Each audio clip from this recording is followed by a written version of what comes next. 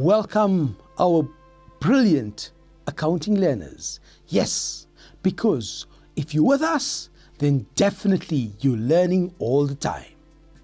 And what you have to learn, you have to put into practice. And how's that going to happen?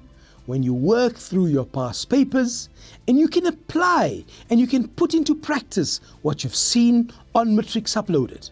Okay, dokes, guys, let's look at this now. The ledger accounts that you are expected to know. The first one deals with what we call VAT output. Now remember, VAT output is the amount of VAT that you have charged. Remember, we are the business. That's the VAT that we have charged, and that's the amount of VAT that we, the business, has to pay over to SARS. Why is that? Because that's the amount that we have. Remember, as a business, we basically act as agents on behalf of SARS. We collect the money and we pay it over to SARS. So VAT output. The first one that we'll be looking at is whenever you have a cash sale. Watch what I've done for you in this slide here. There's your cash sale. So obviously you're debiting bank, crediting sales, and crediting your VAT output. There's the entry. That's the amount of VAT that has been generated on your cash sale. And that's the amount that you now owe to SARS. Therefore, your VAT output is credited. It's a liability account.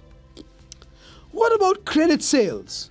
Certainly, you're debiting debtors control with the full amount, crediting your sales, and you're crediting your VAT output. So number 2 deals with credit sales.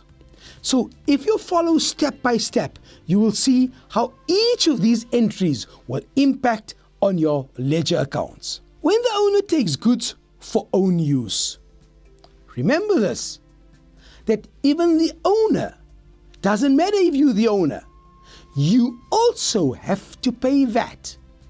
Therefore, you're going to debit drawings with the full amount, you're going to credit trading stock, and you're going to credit your VAT output. So these are all the ways in which the VAT that you owe to SARS increases. That's right, grade 12s. Remember this here, that if you understand this VAT output account, it gives you an indication of your understanding of your double entries. Okay, now, when a debtor returns goods to you, this one here, obviously, when you recorded this, you recorded your credit sale there, telling SARS that that's the amount that we owe you. But when you want to now, or when you have a return from a debtor, this means that the debtor is going to pay you less. And therefore, the amount that you owe SARS will also decrease. It's not fair on you because you've sold for 100 Rand. Okay? The VAT on the 100 Rand was 14 Rand, if we're looking at 14%. So you're not going to owe SARS the 14 Rand now. Why? Because the debtor returned the goods, and as a result of that return, you owe SARS less. Therefore, watch my entry. On the debit side, you are reducing your liability. Okay. What about bad debts? Definitely, if you write off a debtor as irrecoverable, that means that in this entry here of debtors control, once again, there's an element that will not be paid to you. As a result, you will not owe the money to SARS, and therefore the entry on the debit side of your VAT output account, there's your bad debts.